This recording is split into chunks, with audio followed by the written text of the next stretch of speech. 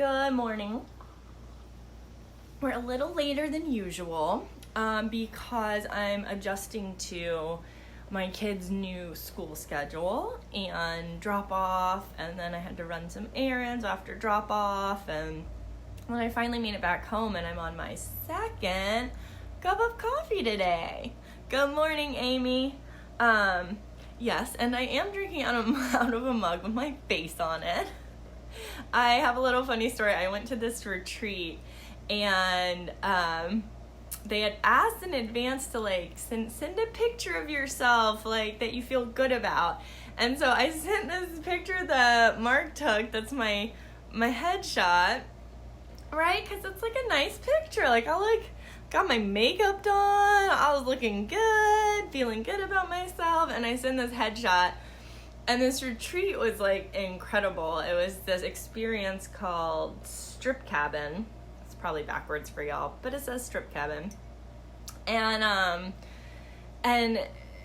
a lot of the women that came had been on these retreats before, and they had these beautiful professional photos taken that were more boudoir style photography. So I'm the new person at the retreat, and everyone else was walking around with their mugs the next morning because this was a little gift in my room that night, and it's these amazing super sexy photos, and then there's me with my headshot. Hi.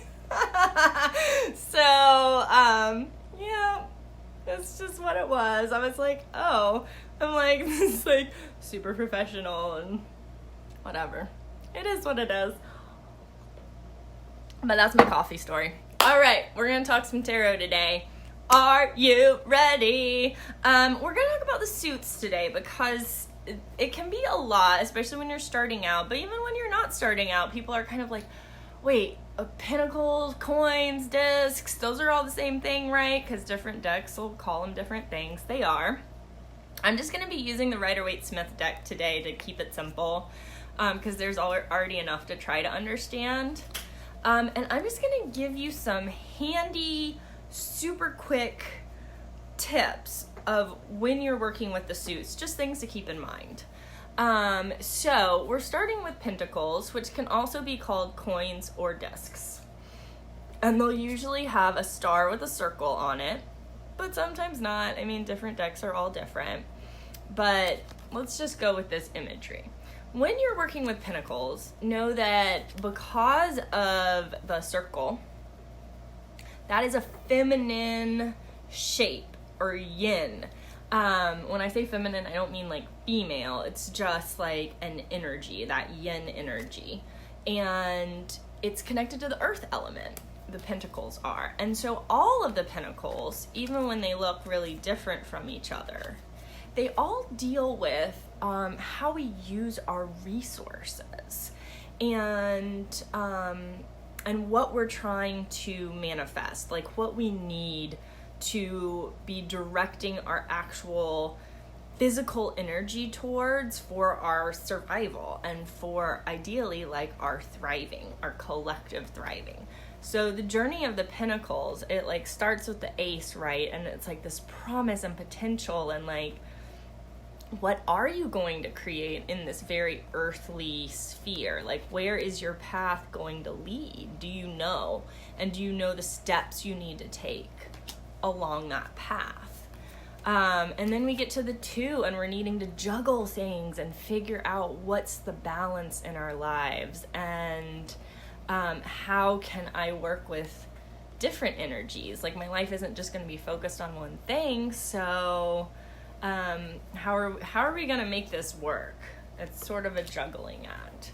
I didn't pull all the Pentacles, but just to give you a sense of all the different interpretations and ways to work with this energy. And this, what's happening? You don't even have to know tarot at all. Look at the picture. And that's always my thing with people and reading their tarot cards. I'm put the book down.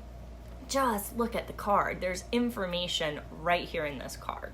What's happening here? There's someone with a crown, so we can assume they're either noble or at least really wealthy. And they've got their feet is holding 2 coins down. They're holding another coin, and there's one on their head. There's like a pretty prosperous looking village or city behind them. Okay? So the Four of Pentacles, forget all those words, right? Just look at the picture. What's going on? Someone is holding on to their wealth. They're holding on to their resources. They're holding on to a sense of stability. Oh, Greer, you are feeling that too right now? All right, then maybe this is your card. That juggling. It's a lot. It's a balancing act. Life is a balancing act. Good morning, Patty. It's good to see you. So with the fours, like you don't know anything about tarot. This is a very different feeling, right? Like, oh God, I'm juggling. What's going on? He looks a little silly with his weird big hat, right? Kind of looks like a penis. Anyways, it's weird, but he's on this like really solid ground, but there's these waves behind him. He doesn't have both feet on the ground. This guy not only has both feet on the ground, but they're holding down big golden coins. He's like, I got this, but I don't want to let it go. So can he grow? Is he being generous with his resources? What is he actually doing with all of that wealth he has? We don't know. And then we get into like the Seven of Pentacles, and he's sort of looking at like, okay, this is like, I've been working the soil, I planted my seeds, they're starting to ripen, like, now what? Now what do I do? Goodbye. Mark is leaving. I'm saying goodbye. There's our chimes. Chimes are good for feng shui, FYI. I had my friend Laura feng shui my house for me, and the chimes, like, do things.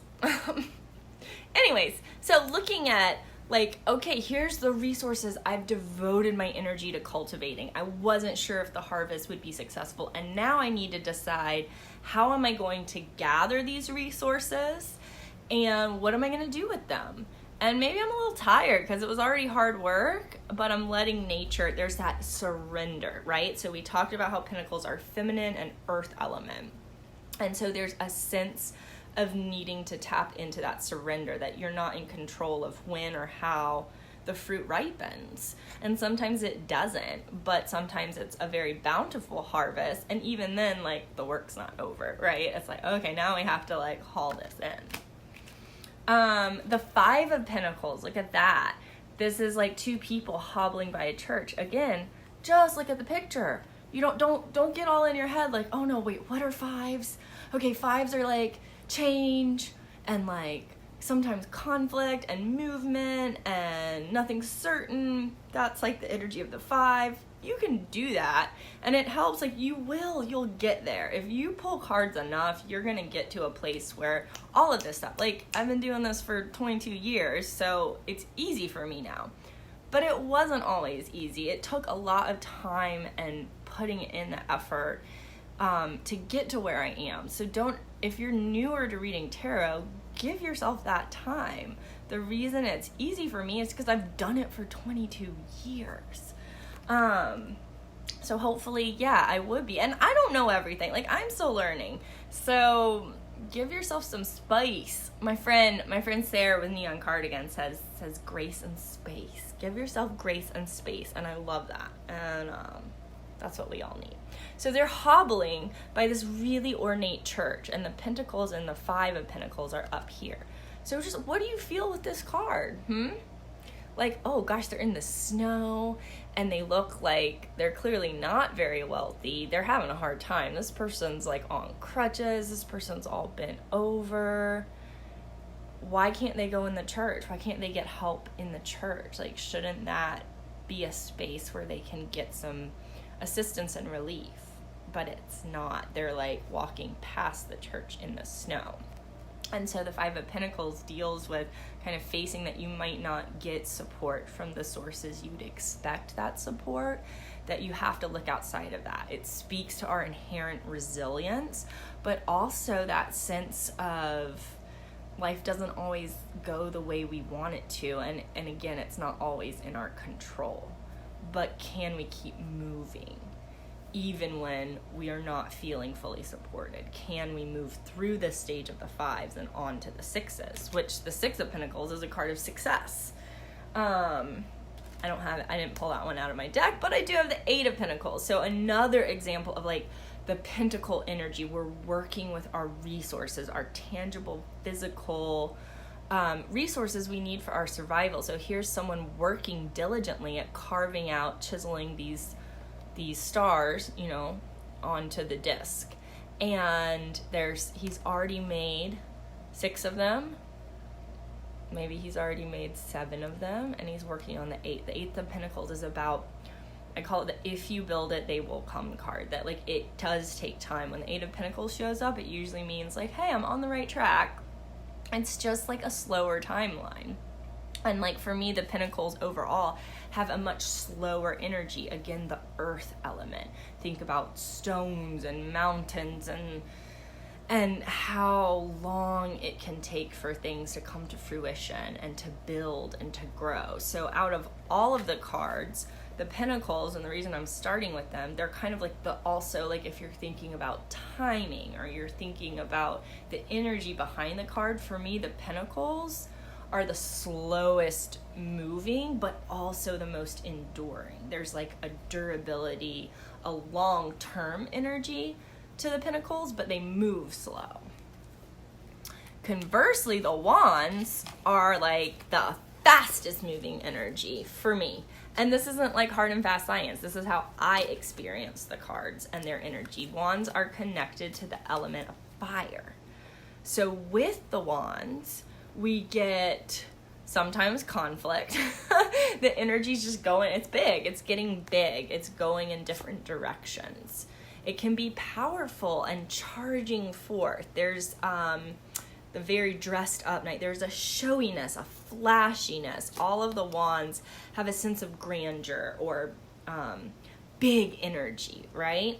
And even with the 2 of Wands, it's not as like, there's not as much movement in this card, but you know, here's this wealthy merchant like holding literally a globe in his hand and looking out to sea, and there's the Wands are like actually growing. There's an abundance with that, choosing, you know, his direction, where he's focusing his creative energy.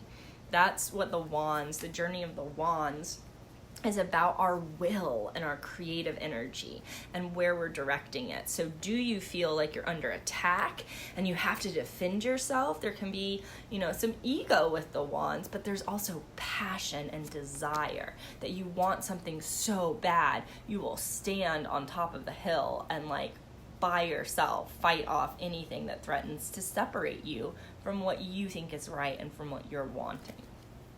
The 4 of Wands, there's stability. All of the 4s speak to a certain stability.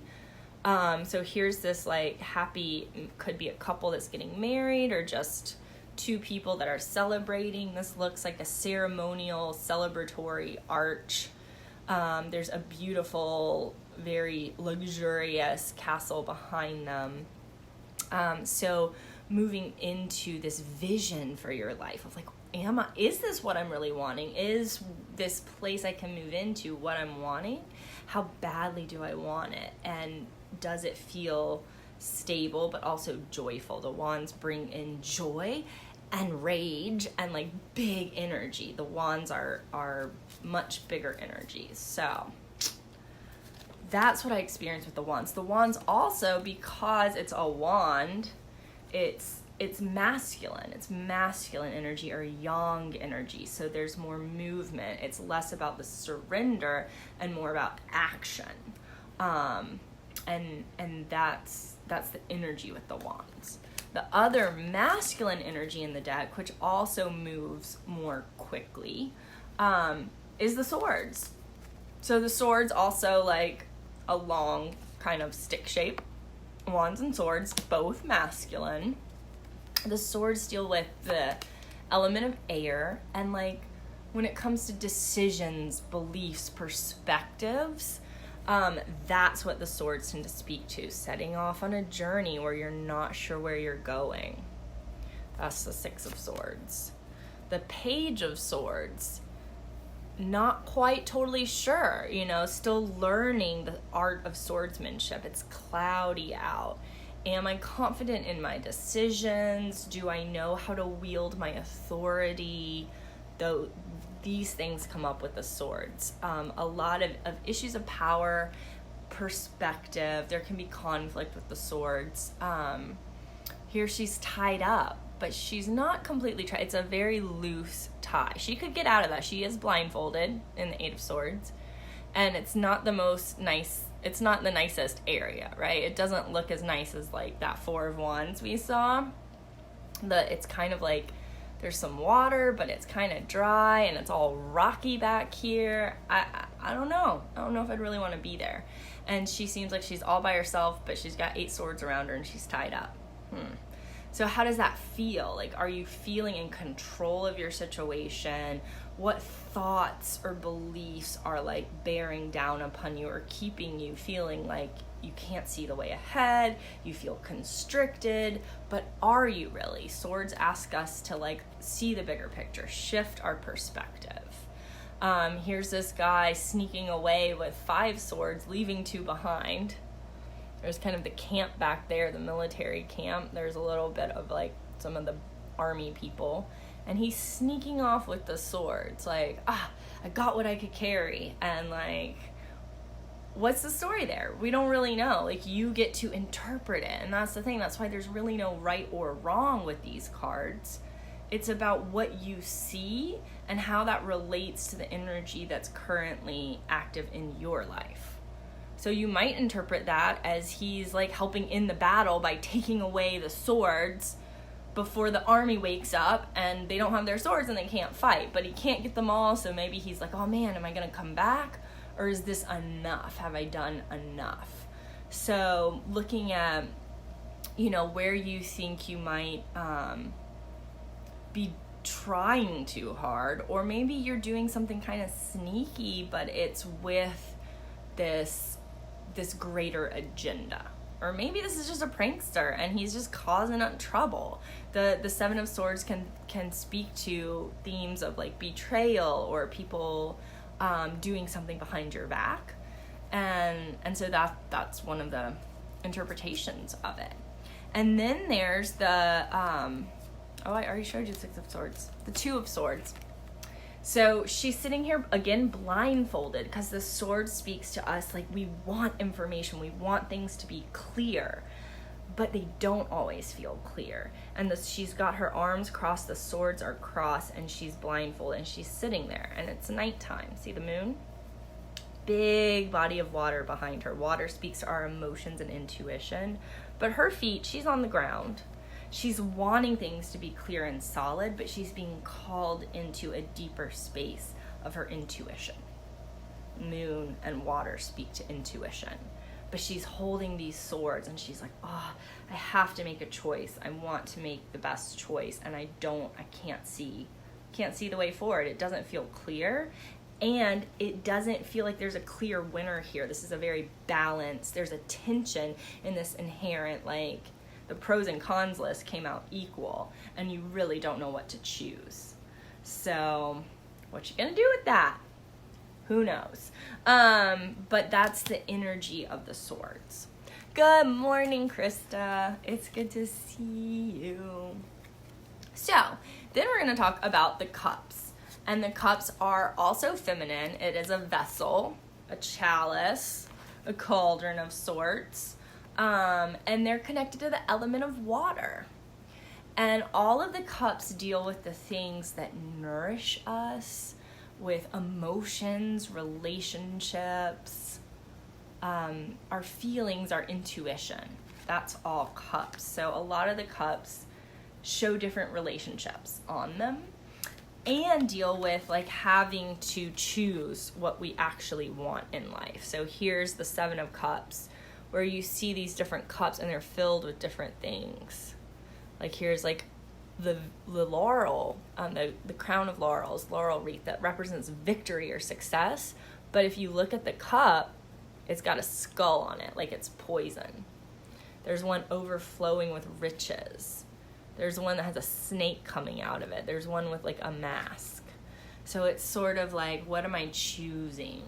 Do I know what I'm choosing? What actually fills my cup? What do I actually need in my life to feel nourished at a soul level? and it might not be what I think it is. Like, I might have been reaching for this cup because I want to be successful. I want to be victorious. I want to be seen and celebrated.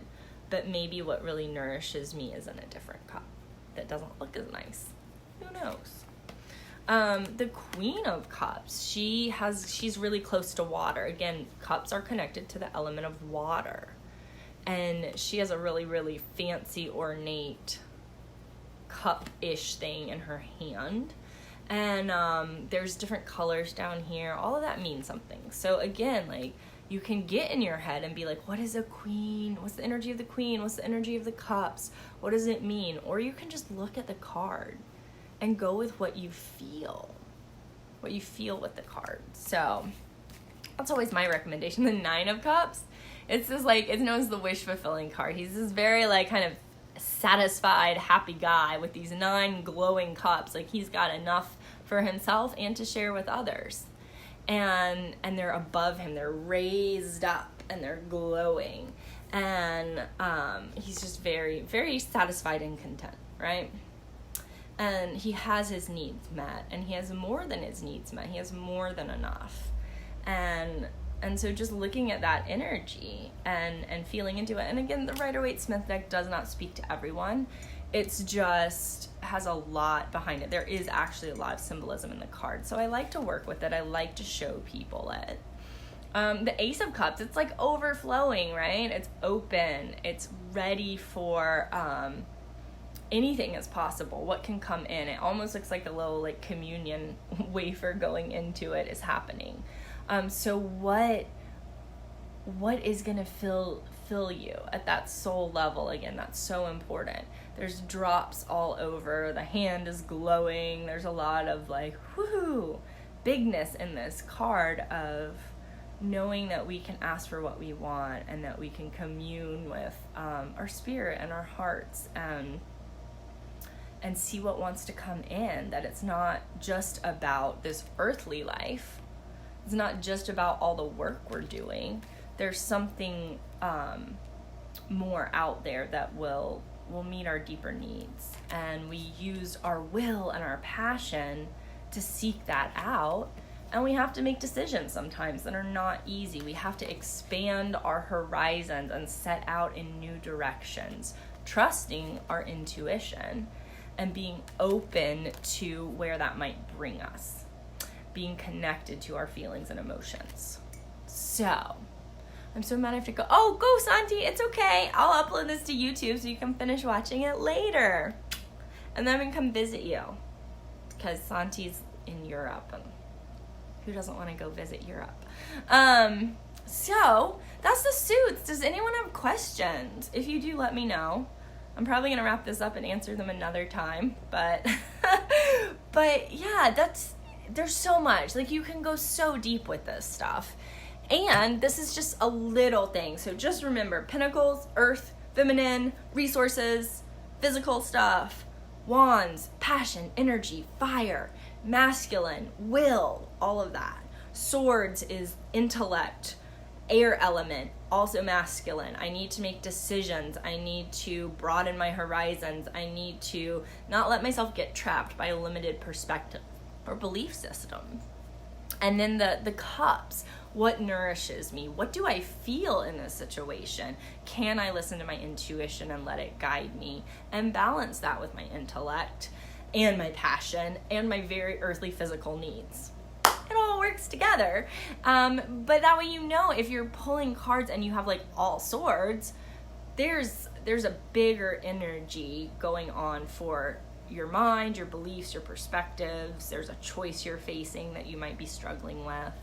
If you pull mostly wands, it's a creative time, or there's a lot of energy moving, or your will is really strong, your passion is really strong.